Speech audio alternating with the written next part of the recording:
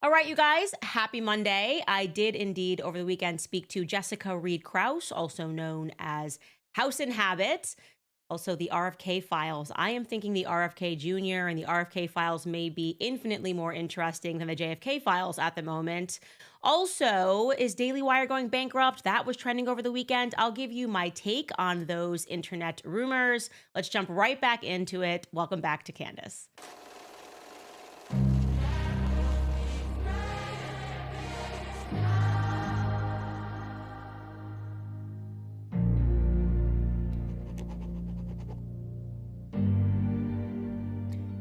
While I was pretty fired up on Friday, I have since calmed down, but I am, of course, very focused on speaking about this topic. There's so many things that we need to get into this week. When we talk about blackmail in general in DC, it is so obvious there is a blackmail ring.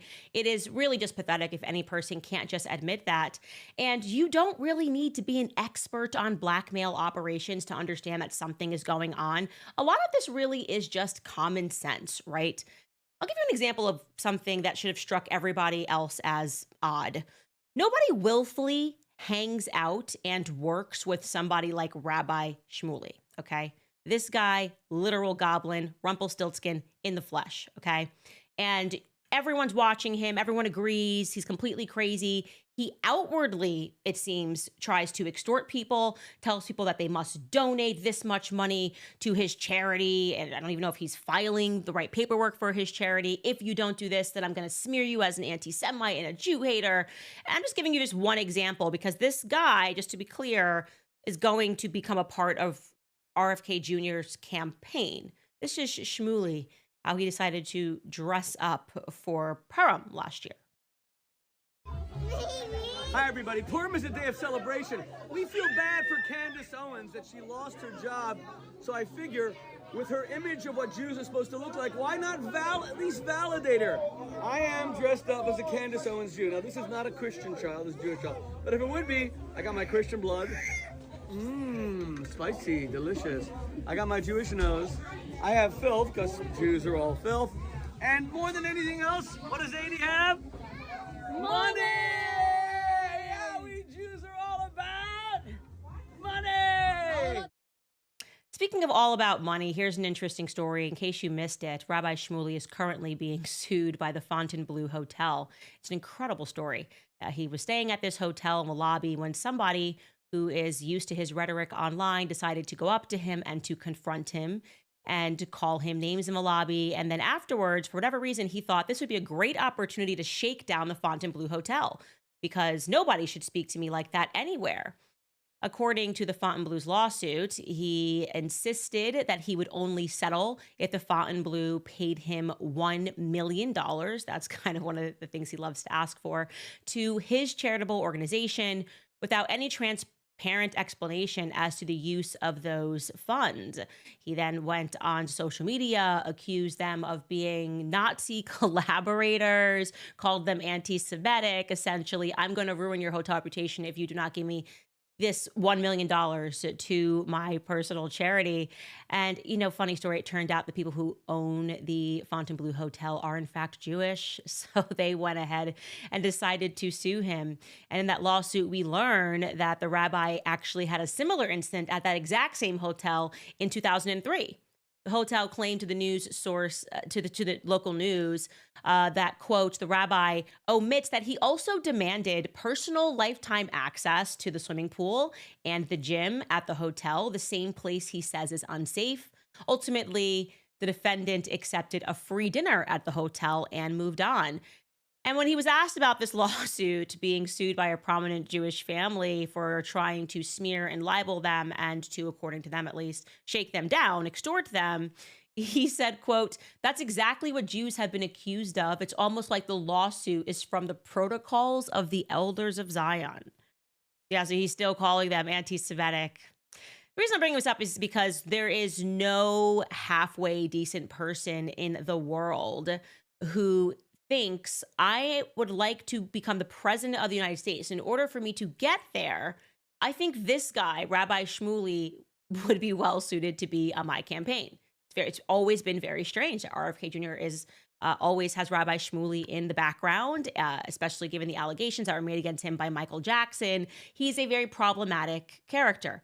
Again, that is just obvious point number one, which we will eventually come back to.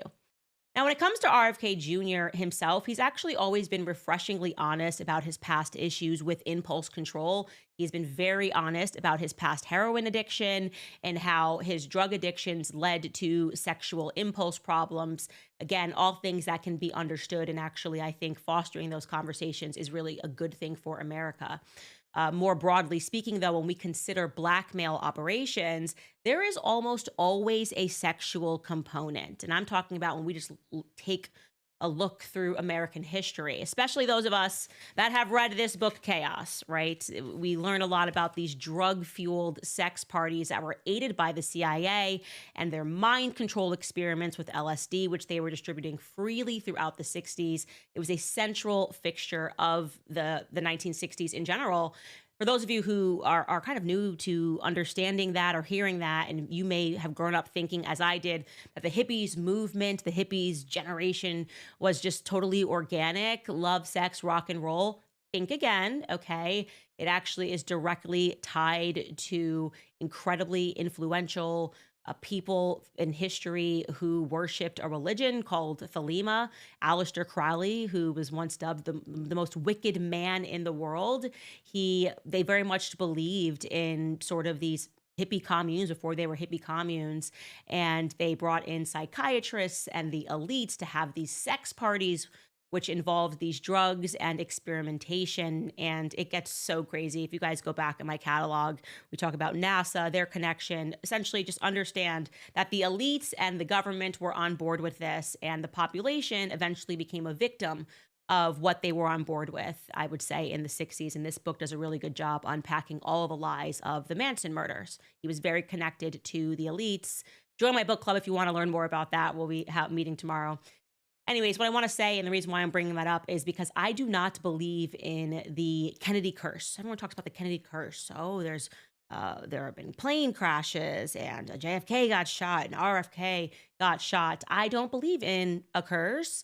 I am, however, a believer in the idea that the CIA has kept incredibly close tabs on this family since they shot JFK. Who is they? Who is they?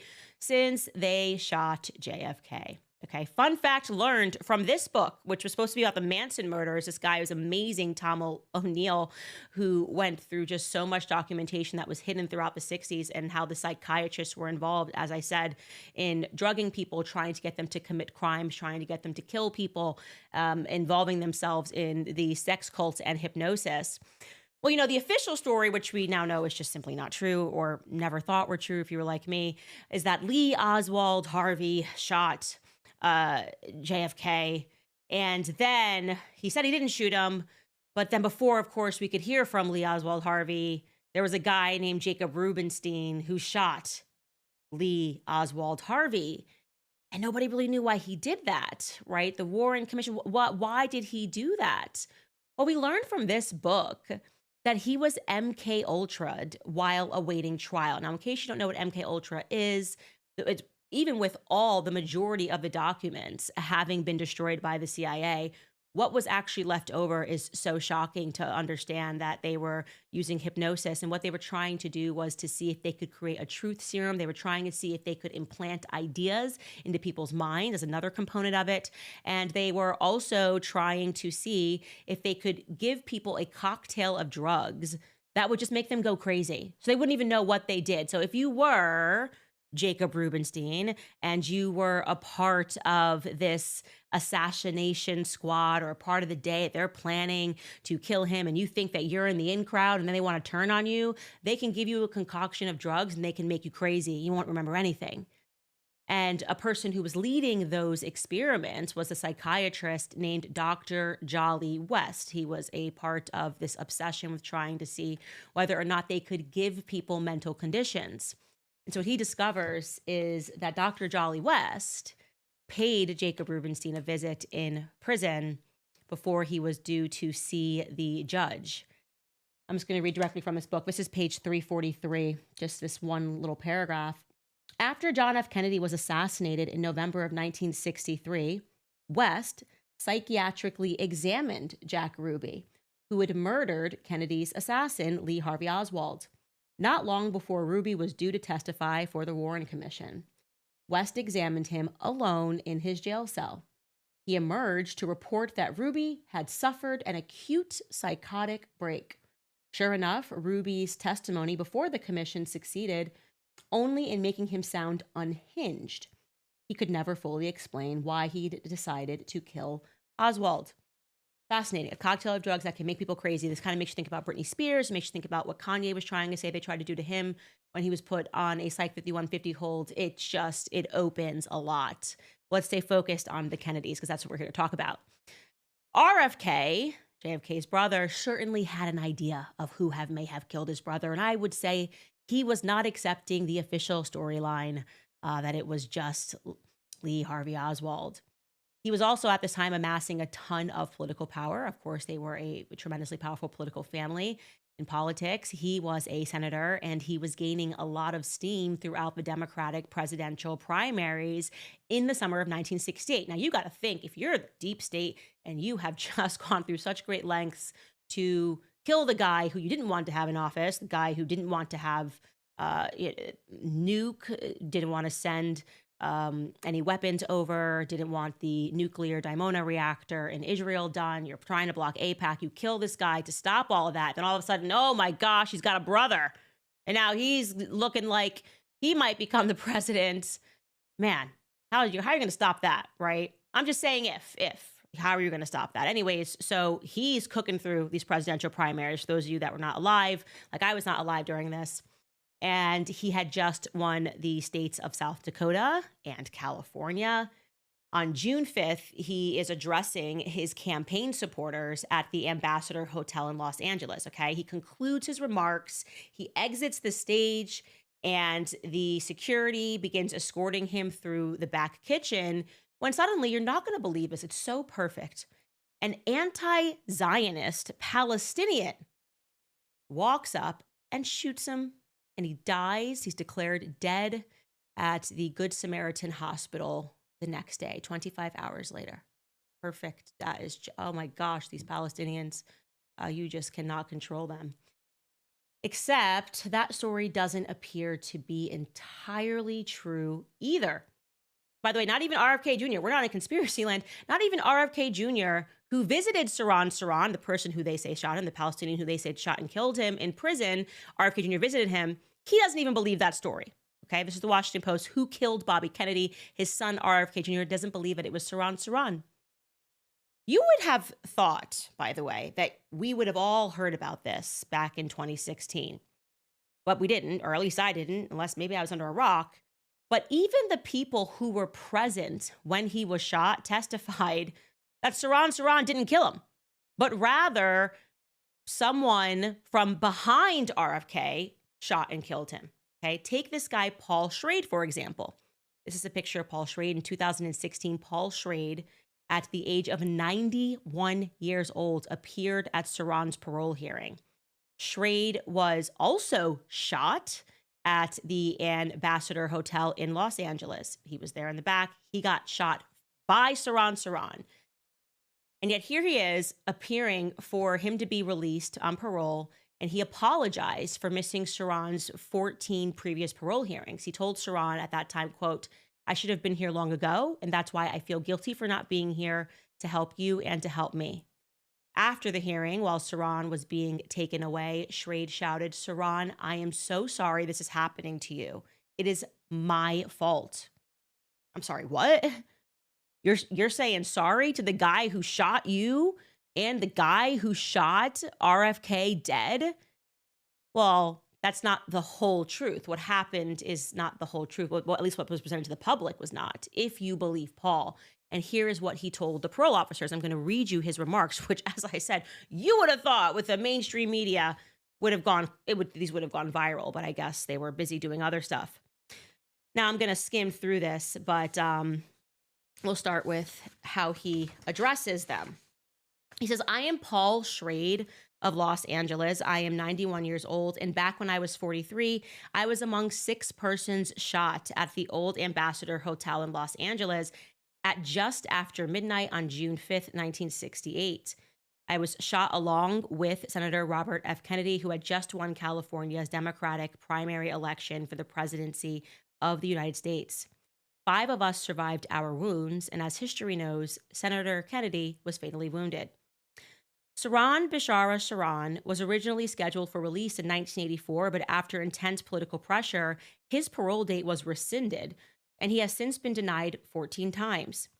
In order for you to make an accurate determination of Sirhan's parole, you need to know my feelings on this case and the full picture of what actually happened. Sirhan, I forgive you. The evidence clearly shows that you were not the gunman who shot Robert Kennedy. There is clear evidence of a second gunman in that kitchen pantry who shot Robert Kennedy. One of the bullets, the fatal bullet, struck Bob in the back of the head. 2 bullets struck Bob literally in his back. A 4th bullet struck the back of his coat's upper right seam and passed harmlessly through his coat. I believe all 4 of those bullets were fired from a second gunman standing behind Bob. You were never behind Bob, nor was Bob's back ever exposed to you. Indeed, Sirhan, the evidence not only shows that you did not shoot Robert Kennedy, but it shows that you could not have shot Robert Kennedy.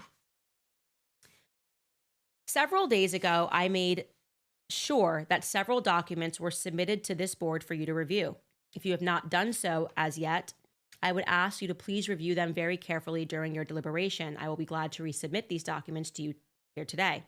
I believe after you review these documents that it should become clear to you that Sirhan did not shoot and could not have shot Robert Kennedy. What I'm saying to you is that Sirhan himself was a victim. Obviously, there was someone else there in that pantry also firing a gun. While Sirhan was standing in front of Bob Kennedy and his shots were creating a distraction, the other shooter secretly fired at the senator from behind and fatally wounded him. Bob died 25 hours later. First, I want to show you this. It's a letter written in 2012 by my good friend, Robert F. Kennedy Jr., RFK Jr. Bobby wrote this letter to Eric Holder, who was then the Attorney General of the United States. In his letter to Mr. Holder, Bobby requests that the federal authorities examine the Brzezinski recording. Say that again, the Brzezinski recording, the only known audio recording made of his father's assassination at the Ambassador Hotel. The recording was uncovered in 2004 at the California State Archives by CNN International writer Brad Johnson. So somehow this recording was basically buried until somebody accidentally discovered it all the way in 2004. The next document is a federal court declaration from audio expert Philip von Prague, who Johnson recruited to analyze that Brzezinski recording. In this document, von Prague declares that his analysis of the recording concludes that 2 guns were fired in the Robert Kennedy shooting. Von Prague found a total of 13 gunshots in the Brzezinski recording. Sirhan's one and only gun at the crime scene held no more than 8 bullets, and Sirhan had no opportunity to reload it. Von Prague also found what he describes as double shots, meaning 2 gunshots fired so close together that they could not have both come from Sirhan's Ivor Johnson cadet revolver. Von Prague actually found 2 sets of these double shots. Additionally, he found that 5 of the 13 gunshots featured a unique audio resonance characteristic that could not have been produced by Sirhan's gun model, meaning those 5 shots were fired from a second gun of a different make. Von Prague further found that those 5 gunshots were fired in a direction heading away from Brzezinski's microphone. These documents are statements from 2 witnesses to the Robert Kennedy shooting. Both of them were assistant maitre d's for the Ambassador Hotel. These 2 men, Carl Uecker and Edward Menasian, escorted Robert Kennedy to the kitchen pantry immediately after the senator delivered his victory speech in a hotel ballroom for having won the California primary. Both Uecker and Menasian say that Sirhan was in front of Bob Kennedy as the senator walked towards Sirhan, meaning that Bob and Sirhan were facing each other.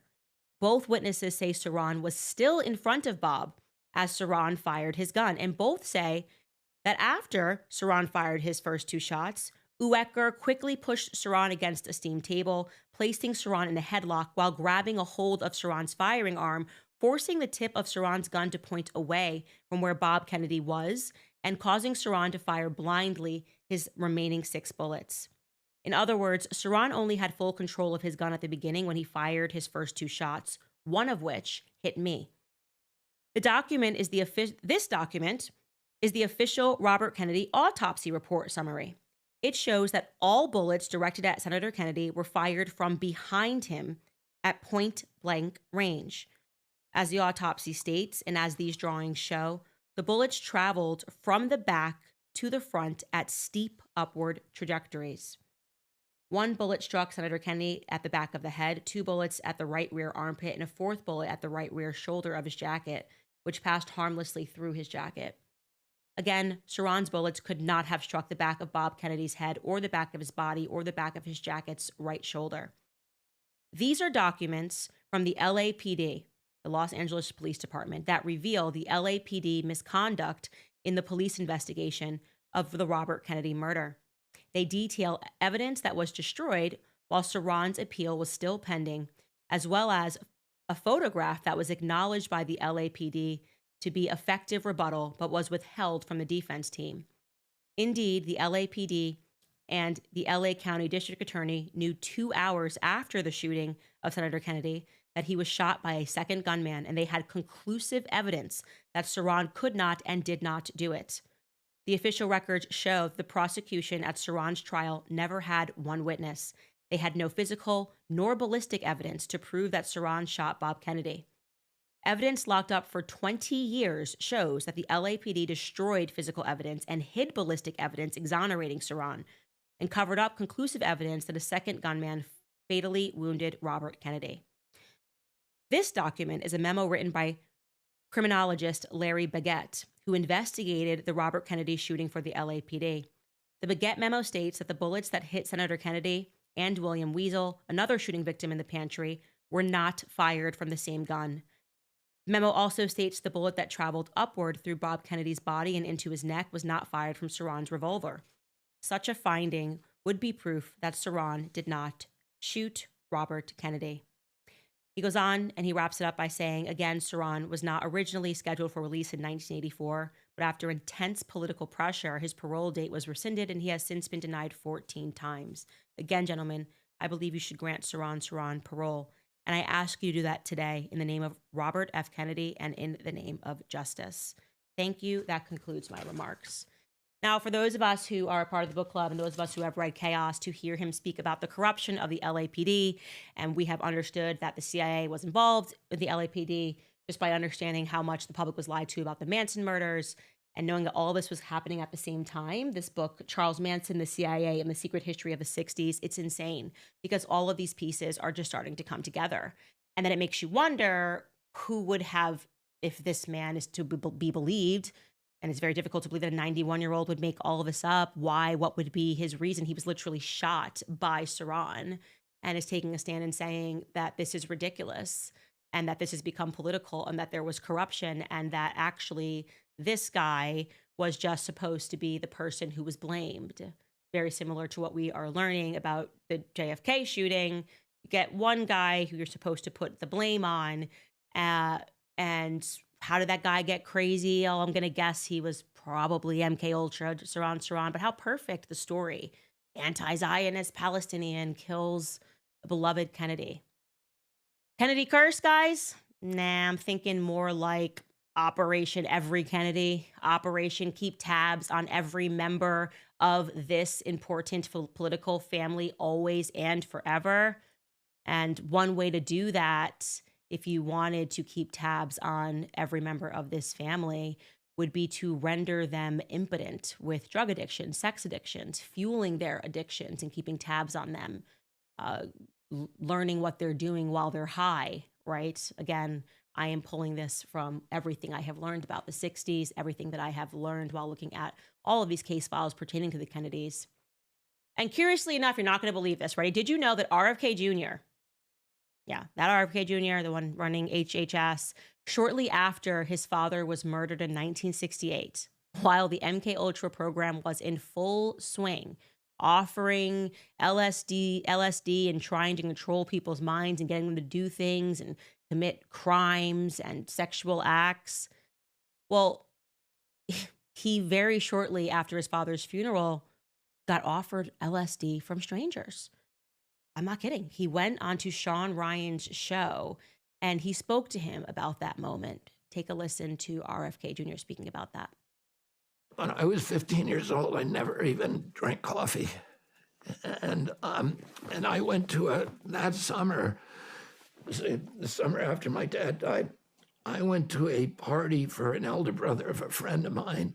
I was hitchhiking home for that party, and an older boy picked me up, and who I knew, but not that well.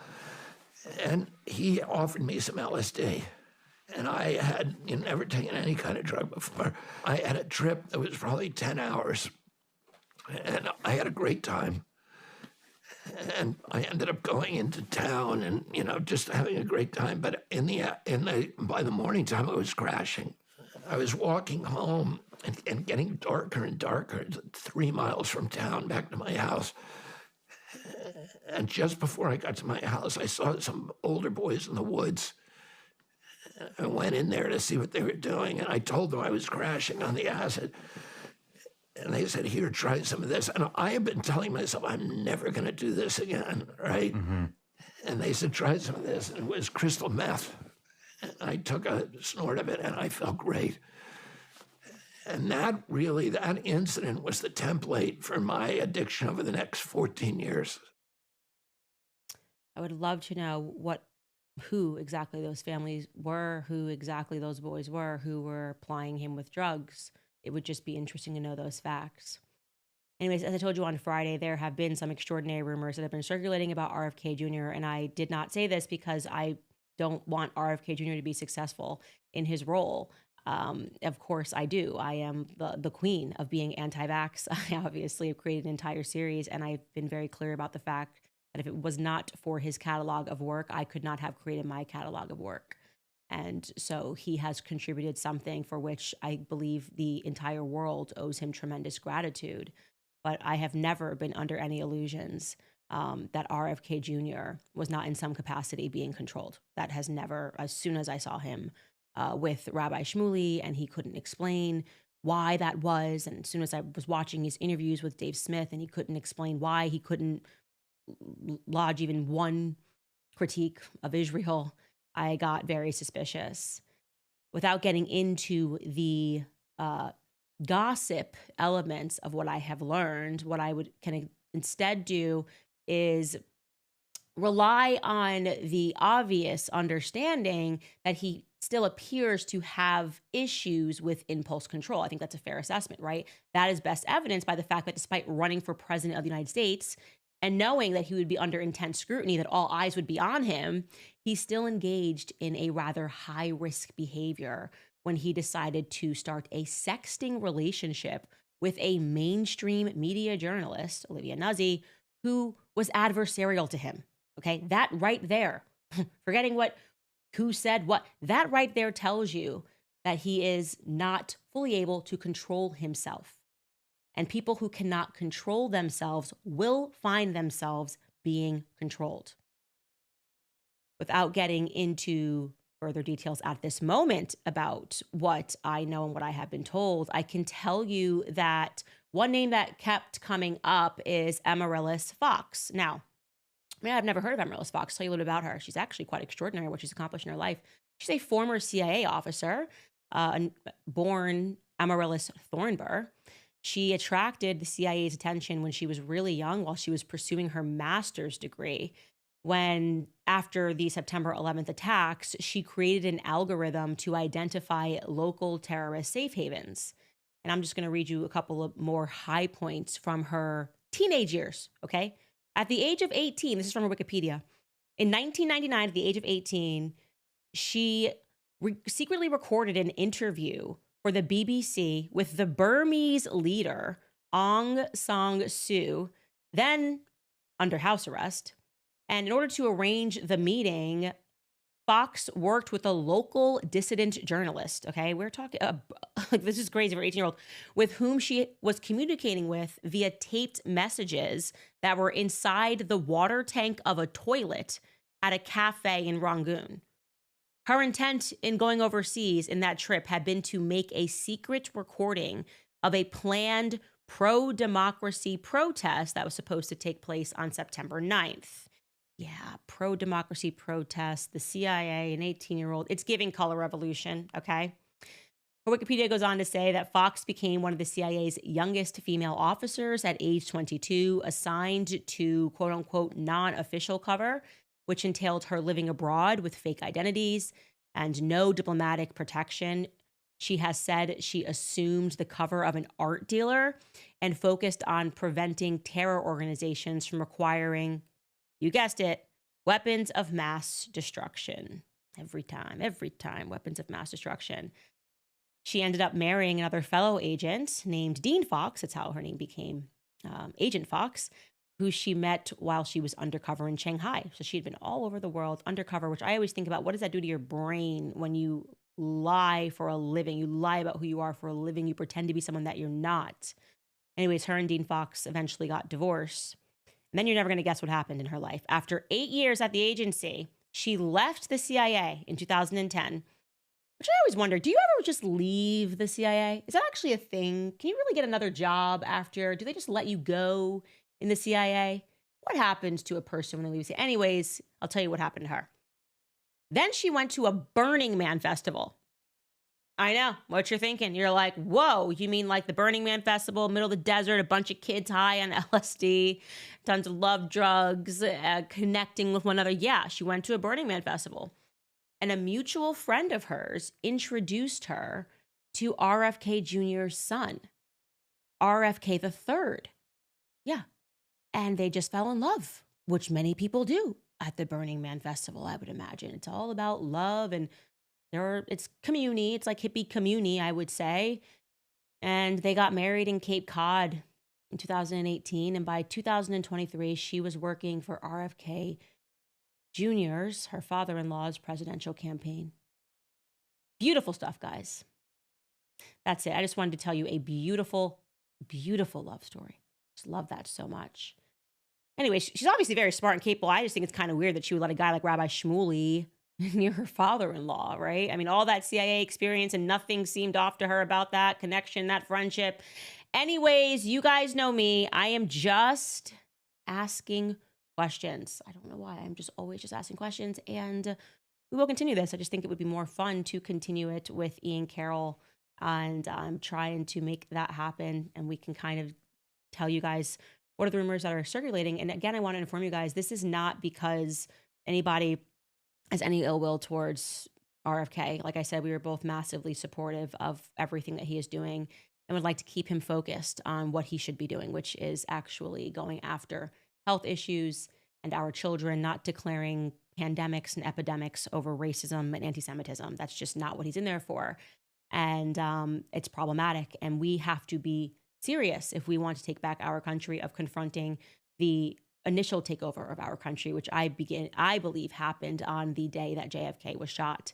We have to have brave conversations. We have to be willing to be called conspiracy theorists. We have to be willing to be attacked nonstop by journalists. We have to be willing to be called anti-Semitic. We have to be willing to be called Adolf Hitler. We have to be willing to be called every name in the book if we are going to save our country. That's my belief from the bottom of my heart. Anyways, you guys, gonna tell you a little bit about some sponsors. We have one, Fatty 15. Do you like the way that sounds? It's pretty simple, essential nutrients that keep our cells healthy.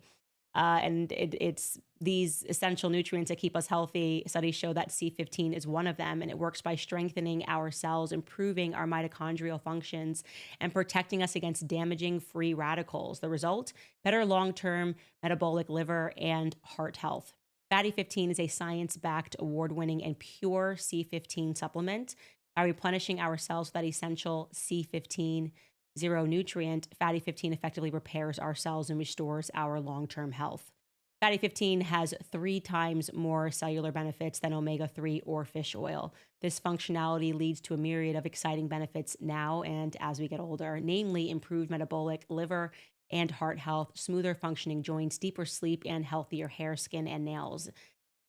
It comes in a reusable glass jar, and refill capsules are shipped to your door quarterly in pouches that are made from recycled materials. Fatty 15 is on a mission to replenish your C15 levels and restore your long term health. You can get an additional 15% off their 90-day subscription starter kit by going to fatty15.com/Candace and using code Candace at checkout. Again, that's fatty15.com/Candace and use code Candace at checkout.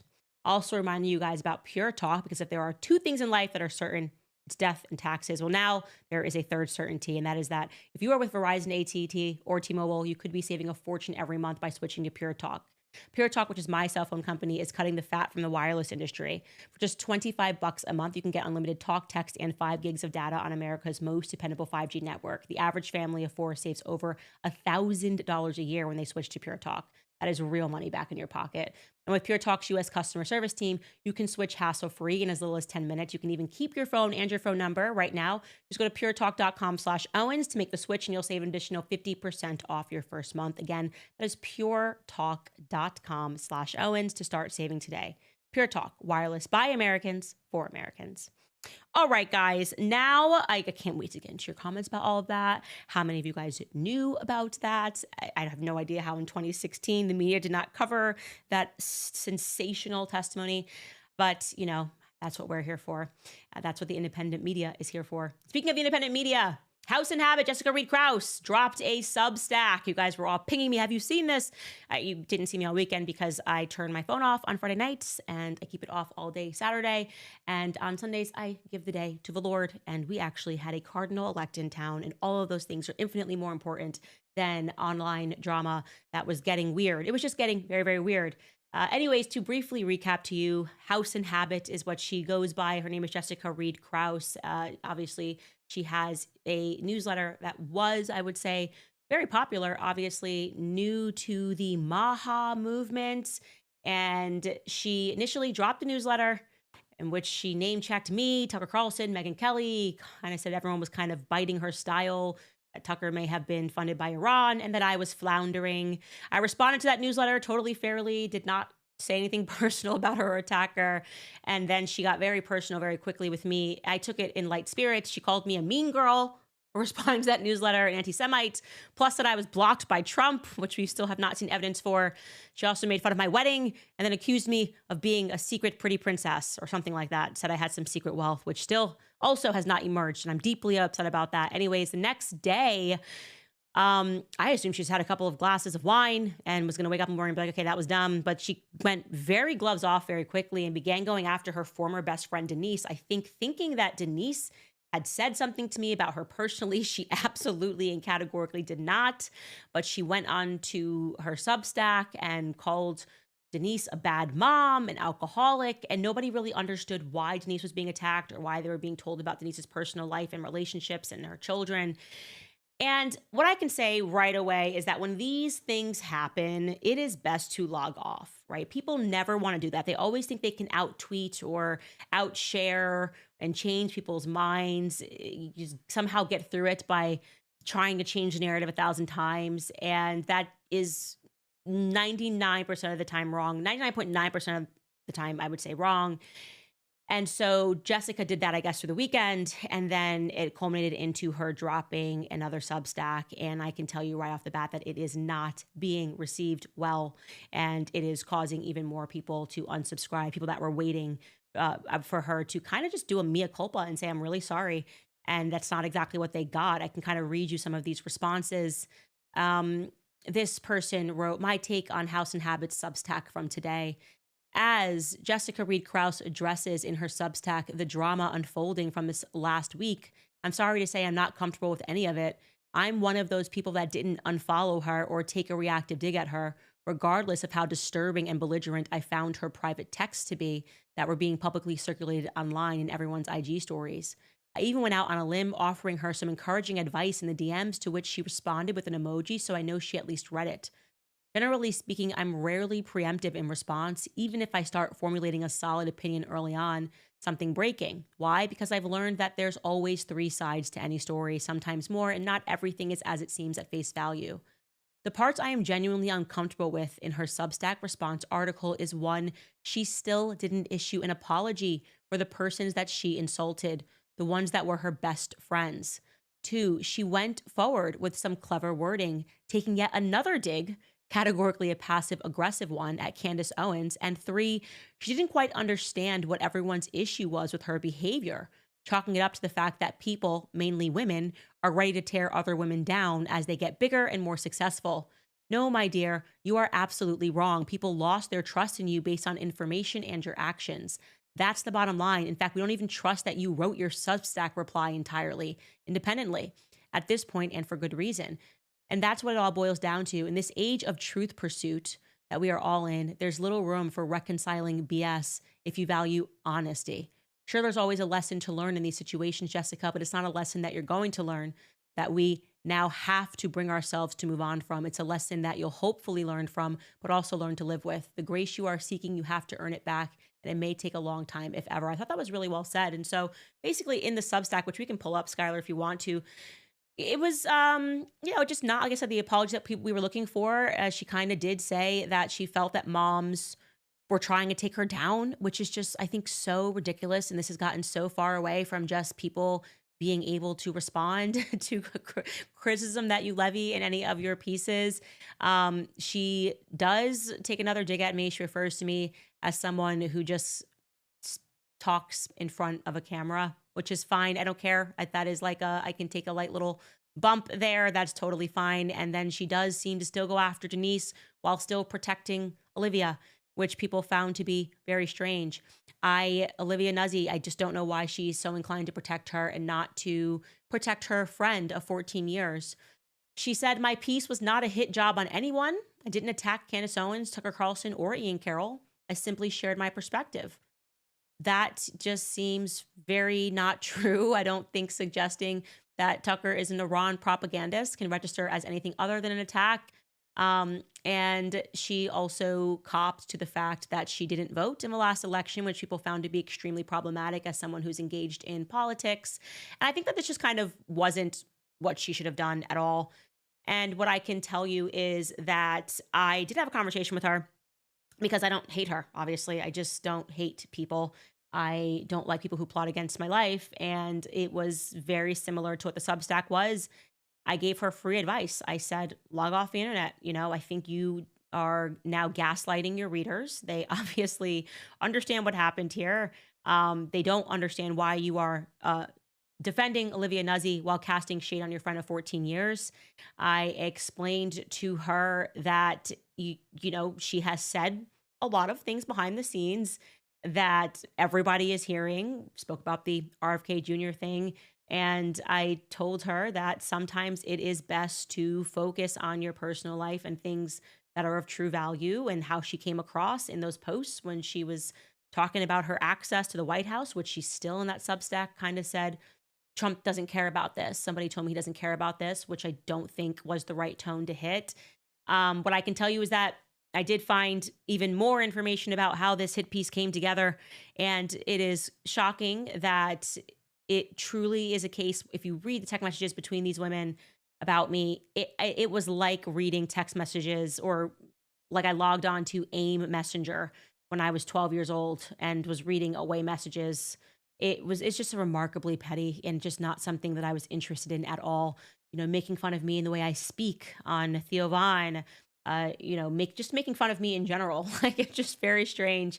And somebody telling her, like, Candace is trying to be you. Like, definitely another writer in her ear who wasn't even Emily, just telling her, like, look, she wants to be you. Like, she's copying your reporting from 3 years ago. It's just really small. And it is that, I think, is she admitted, to her credit, she did admit in that conversation that her entire work environment was toxic. That is also something that Emily said, that is the office, so to speak, environment, that they're all kind of petty and immature and mean girls. And that she said that she was kind of realizing how not normal that was. And I said to her, yeah, not normal at all. Not at all what my team is. I've actually had the same team for 5 years, 4.5 years now. Same editor, same producer, missing my executive producer because she moved, but same director, same Savannah, who went from being my executive assistant to my manager. And I was just trying to kind of tell her, That's what's normal. Like healthy relationships, having people on your team who you want to see do well, people that will have your back when you have major life changes, like me leaving the Daily Wire and them like sticking with me. And I am just realizing that I think she is a part of that world that we often talk about, that kind of trying to foster the devil wears Prada and thinking that, access to Anna Wintour and celebrities and politicians and being mean and putting people down is the culture. And it's not the culture. It's not the culture at all. And hopefully she learns from it. I did pray for her at mass because I am in a very good habit of praying for people who attack me and do things. And the best part of being and doing bad things is the redemption. I hope she realizes that it's the true redemption. It's really actually saying, I'm not going to blame Emily. I'm not going to blame this person or that person. I'm going to blame myself because this is my Substack and I took part in these conversations and I need to own up to that. And when you do those things, you'd be shocked at how the world will open up and forgive you. And I just don't think she's there right now. And that's why I think her taking a break is probably the right thing to do because things have gotten incredibly toxic for her. And I will leave that there for now. I will leave it at. All right, guys. Last story that I wanted to get to, there were people asking me my opinion about these Daily Wire bankruptcy rumors. Okay, so there have been exits at the Daily Wire for sure. First, obviously, Jeremy Boring left the co-CEO and said he's going to go do some creative stuff and hasn't been heard from since. Then the president also resigned, looks like steps down. And this was reported by John Lewis, out at the Daily Wire. And then over the weekend, the big one came when it was announced by James Lee that Bent Key Kids had shuttered its doors and also that their main PR person, Alyssa, also left or was resigned or was fired. He wrote, the implosion at the Daily Wire is accelerating. What started with Jeremy Boring stepping down has now spiraled into mass layoffs and another firing of senior executive Alyssa Cordova, the vice president of public relations. Here are all the juicy details. The Daily Wire just fired Alyssa Cordova, the VP of public relations. And according to sources, Alyssa Cordova was Jeremy's minion, one who was responsible for crafting the company's aggressive and paranoid media strategy.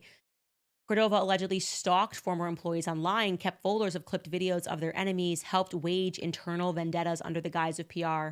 One source, the disaster of their PR strategy over the last year was cooked up between Jeremy and Alyssa, end quote. Then he goes on, for mass layoffs, the Daily Wire is also shuttering its kids division entirely, roughly a quarter of the company. And internally, people are furious. One source put it bluntly, if they let Jeremy go a long time ago, many people would still have jobs today. Everyone knows it. And this kind of started is the Daily Wire going bankrupt rumors. Then to add some clarity to the situation, a journalist named Will Sommer, who used to work for the Daily Beast, now works or is the CEO or something of Bulwark, confirmed he got a statement from the Daily Wire. And he said, Ben Shapiro's Daily Wire has been hit by layoffs just a few weeks after CEO Jeremy Boring, who was trying to become a sort of conservative media entertainment mogul, stepped down. A Daily Wire spokesman tells me, quote, as part of our ongoing plan to better align resources with business priorities and growth areas, the Daily Wire has made the decision to streamline and in some cases reduce some of our workforce. This decision was based on business needs and operational efficiencies. We are deeply grateful to our impacted employees for their contributions and are providing them with severance and career transition support. Our focus remains on delivering the highest quality content and experiences to our subscribers while ensuring the long-term success of our business, end quote. And then Alyssa came and said that she was not fired, that she left voluntarily.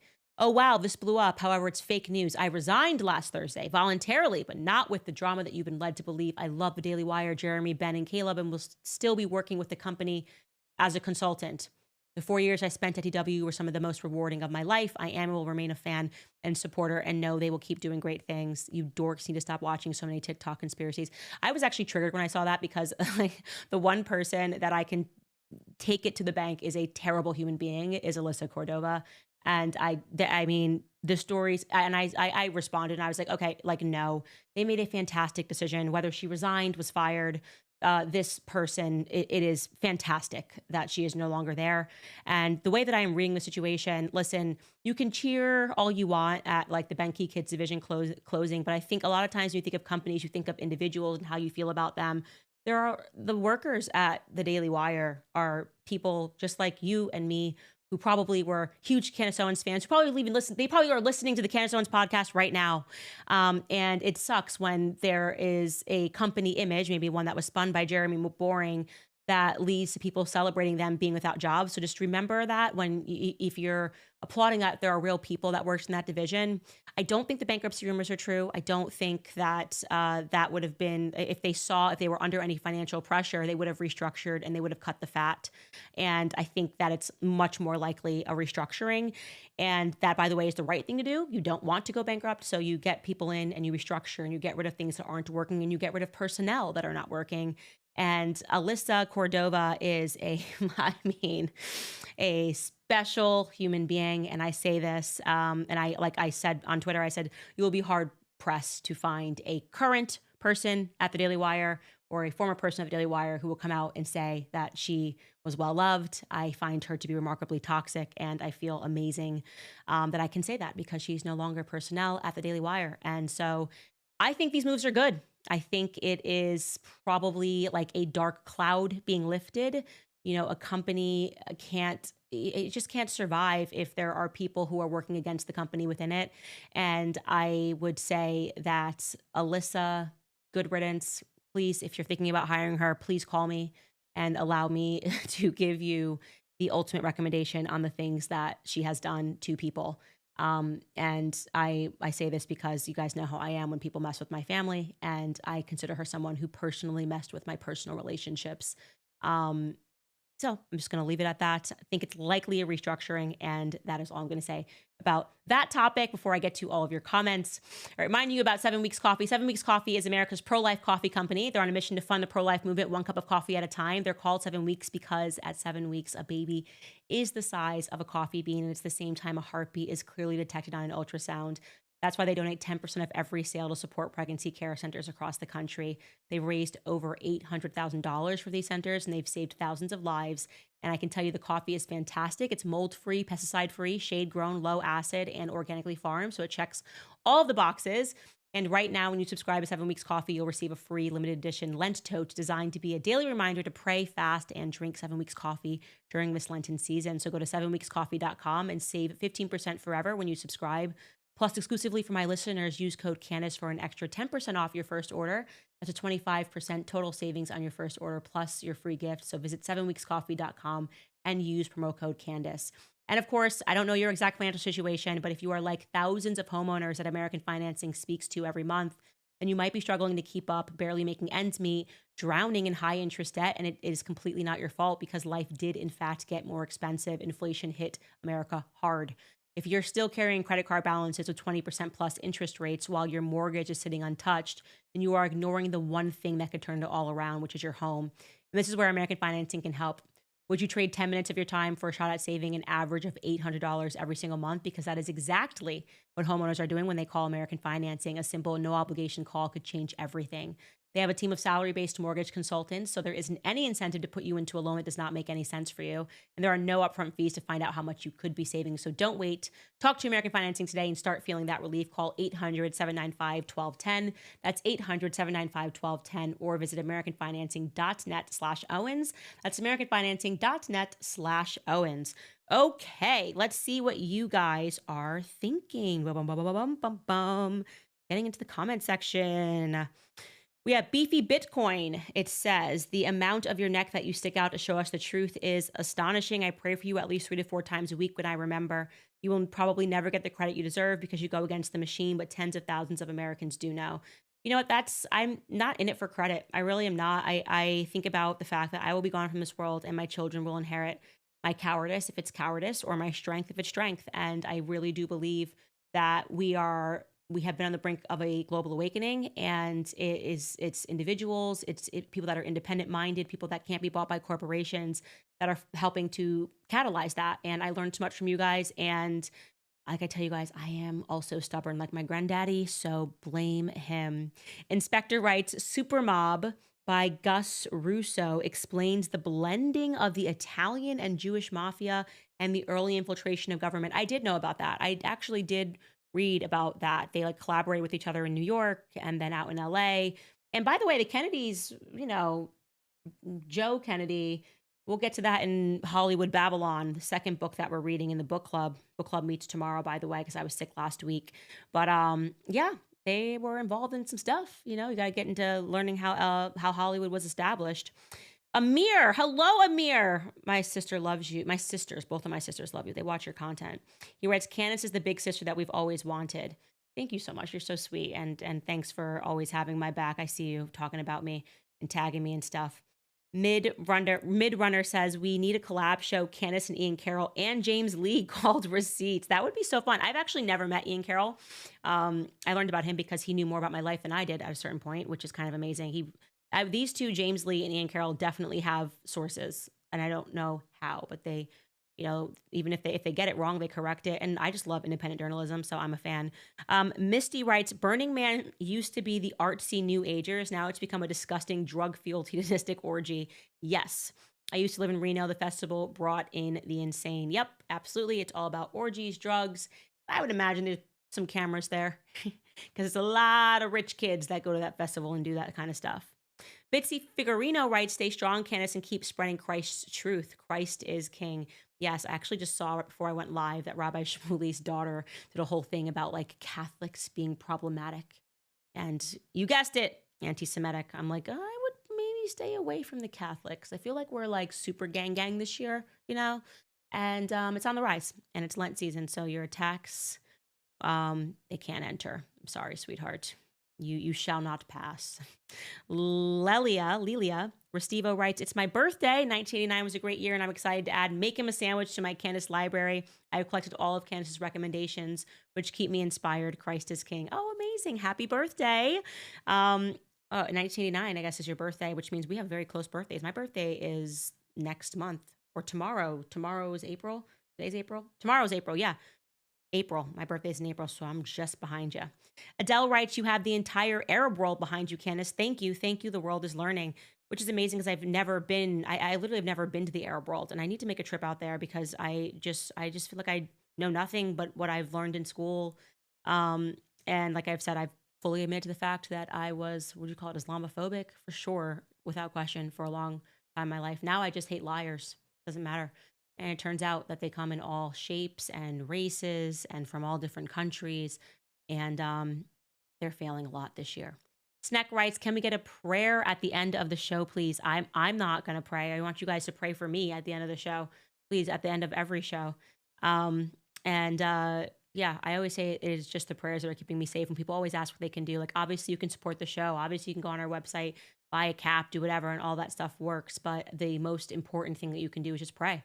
Because I think that is the only thing keeping me safe at this point, with the collective cancellations and articles every day and attacks on my family. And I was saying to my husband this weekend, I'm like, I don't know how we made it out of all that unscathed. And I think it's because my grandfather was just steadfast in prayer when I didn't deserve it, like when I was like the way of the world and just not a good person. My grandfather and my grandmother just every single day, pray. And I feel like they just like the love of that. And because they prayed over me, it gave me protection to get through last year. And now like so many people in the world are praying for me and praying for the show and praying for our team. And that's what I think is now working. So keep the prayers up. Reminding you one more time that we have the book club tomorrow. So you guys can head to CandaceOwens.com if you have not joined it. I did get a little bit ahead of us today. I gave them a little bit of a sample, but talking about that JFK piece is going to be super compelling. We're just now getting into the CIA portion. And I'm kind of glad that I got sick, only because now it's even more fitting with all of this talk of RFK and what's going on with Trump. And yeah, there's a lot to get into. We got to talk about Trump and all of these weird anti-Semitism laws and speech laws that seem to be coming right now. It's not good. We'll get into all of that tomorrow. And of course, guys, get your anti-feminist merch, because I was an anti-feminist before it was cool, okay? Before it was cool. And it still might not be cool to some people, but it's cool to me, I don't like feminism. I don't like chauvinism. I just like the facts. The facts sometimes are pro-male, and the facts sometimes are pro-female. Anyways, you guys, will see you tomorrow.